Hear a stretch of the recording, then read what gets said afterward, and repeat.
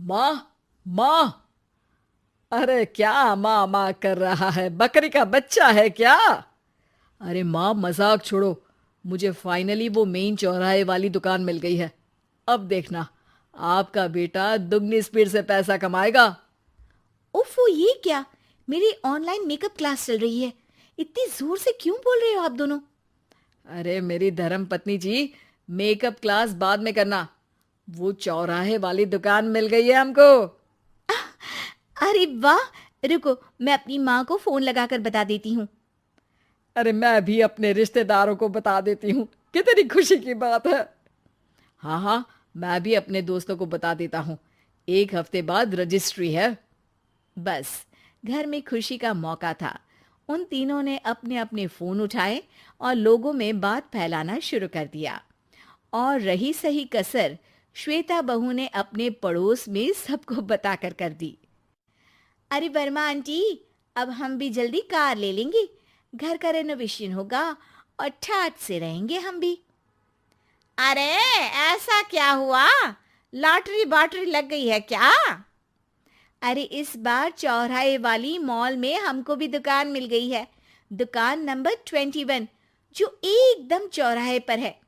अब ग्राहक बढ़ेंगे तो आमदनी भी बढ़ेगी ही ना। अरे वाह, कितनी खुशी की बात है। मैं बहुत खुश हूँ तुम्हें इतना खुश देख के। बाकी एक बात कहूँ, सबको मत बताते फिरना। किसी की नजर लग जाएगी तो खुशी की खबर वापस लौट जाएगी। हैं? ऐसे थोड़ी ना होता है। अब डरा रही हो? अरे सही कह रही हूँ। काली नजर कहते हैं इस चीज को, जब आप किसी को कुछ बताओ और वो काम बिगड़ जाए। अरे लेकिन मैं तो। तुमने सबको बता दिया ना? हाँ, फोन लगा लगा के। अब बच के रहना। काली नजर बड़ी खतरनाक होती है। श्वेता इतनी खुश रहती है कि वो वर्मा आंटी की बात पर ध्यान ही नहीं देती, जबकि पड़ोस में और भी लोगों से खुशी की खबर शेयर करती रहती है। अगले दिन राजेश बहुत दुखी होकर घर आता है। अरे बेटा, क्या हुआ? मुंह क्यों सूजा हुआ है? मधुमक्खी ने काट लिया क्या? माँ, वो दुकान किसी और के पास चली गई।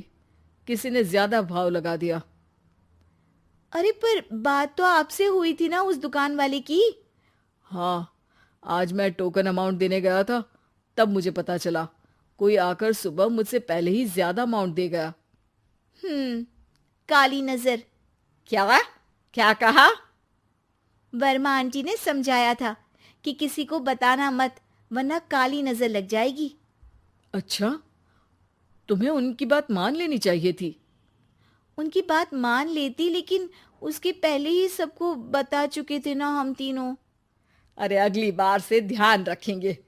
कोई भी नई चीज होगी तो किसी को नहीं बताएंगे। तीनों कुछ दिन ऐसे ही रहते हैं, पर एक दिन श्वेता को एक मेल आता है। राजेश, मेरा ऑनलाइन मेकअप कोर्स कंप्लीट हो गया। अब मैं खुद का पार्लर खोल सकती हूँ। अरे वाह, अपने मोहल्ले में ही खोलते हैं। ये जो घर के सामने दुकान है ना, वहीं। हाँ, यहाँ सस्ती भी मिल जाएगी। अगले दिन श्वेता वर्मा आंटी के पास जाती है, मिठाई का डब्बा लेकर। अरे आओ आओ, कैसे आना हुआ? जोर से नहीं बोलूंगी। वो सामने वाली दुकान है ना, वहां मैं अपनी पार्लर की दुकान खोलने वाली हूँ। उसकी मिठाई है। अरे वाह, बहुत बधाई हो तुमको। हाँ, मैं कमाने लगूंगी तो राजेश पर पूरे घर का बोझ नहीं रहेगा ना आंटी जी। ये तो है। पर ये बता कि तूने ये बात किसी और को तो नहीं बताई ना? अरे नहीं नहीं, पिछली बार गलती कर दी थी। काली नजर लगी किसी की और राजेश के हाथ से वो दुकान चली गई थी। सबको मत बताना।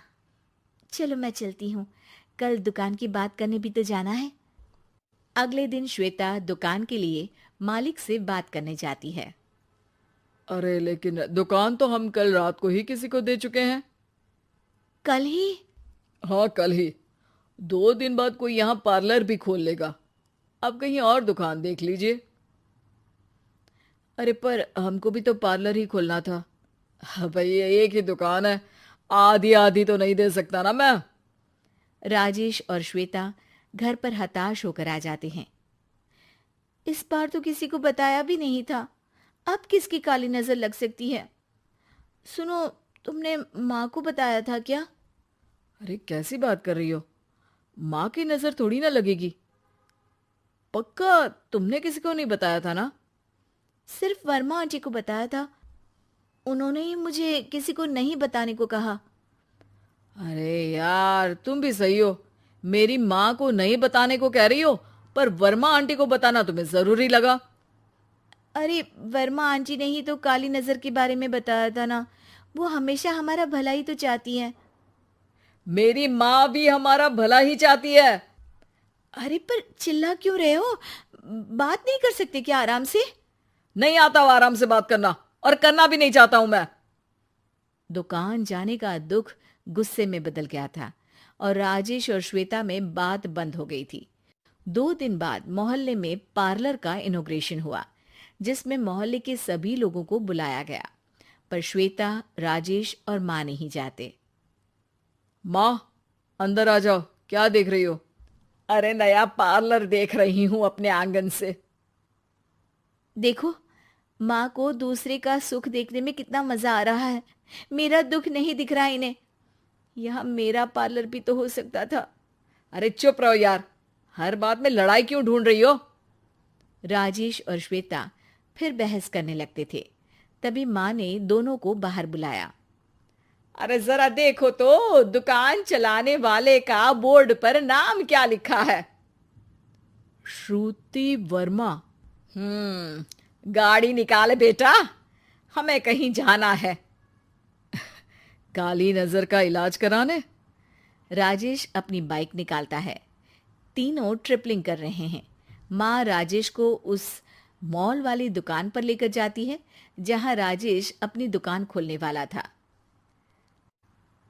यही दुकान लेना चाहता था ना तू?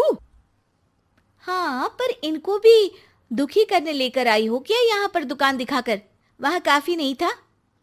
अरे श्वेता, थोड़ा सब्र रख, अभी पता चलेगा कि हम यहाँ क्यों आए हैं।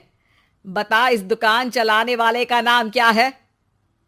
अनुपम वर्मा। कुछ समझ में आया? वो दुकान वाली श्रुति वर्मा, ये दुकान वाला अनुपम वर्मा, और हमारे पड़ोस में हमने उस दुकानों के बारे में बताया किसको था? अब वर्मा आंटी को। मतलब वर्मा आंटी ही हमारा काम बिगाड़ रही है? नहीं नहीं, ऐसा नहीं हो सकता, ये बस इत्तेफाक है।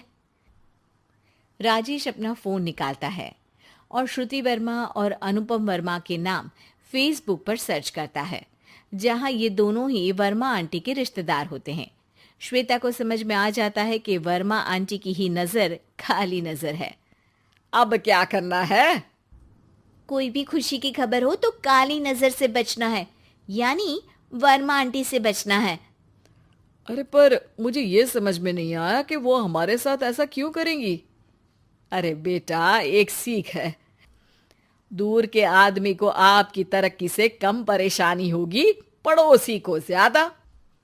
दोनों माँ की बात में हामी भरते हैं और अगला काम चुपचाप करने की कसम खाते हैं, ताकि आगे से वर्मा आंटी कोई काम ना बिगाड़ सके।